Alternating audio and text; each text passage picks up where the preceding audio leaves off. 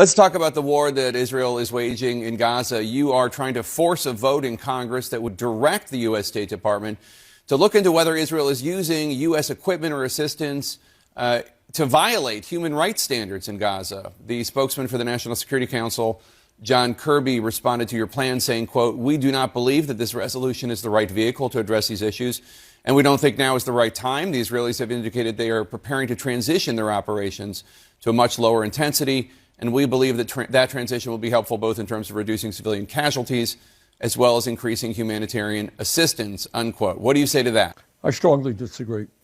Jake, we have got to, as Americans, take a very deep breath. What is going on in Gaza right now is a horrendous humanitarian catastrophe. We're looking at 23,000 people who have been killed, almost 60,000 have been wounded, and 2/3 of the people who have been killed are women and children.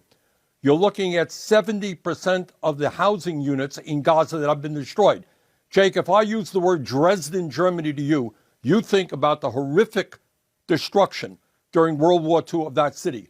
What is going on in Gaza now in 3 months is worse than what took place in Dresden over a 2-year period. This is a catastrophe. And now, according to the United Nations, after you have 1.9 million people displaced from their homes, they don't have food, they don't have water, they don't have medical equipment, they don't have fuel. What you are looking at is imminent starvation.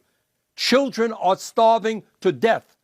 So my view has been from the beginning, Israel has a right to respond to this horrific terrorist attack from Hamas. But you do not have a right to go to war against an entire people, women and children. And the United States Congress has got to act because a lot of this destruction is being done with military weapons supplied by the United States of America.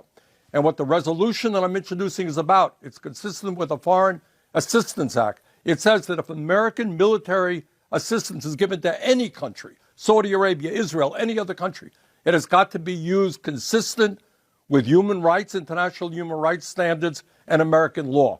In my opinion, that is certainly not the case. We have a horrific humanitarian catastrophe. We cannot turn our backs on it. Congress has got to start moving to protect children in Palestine.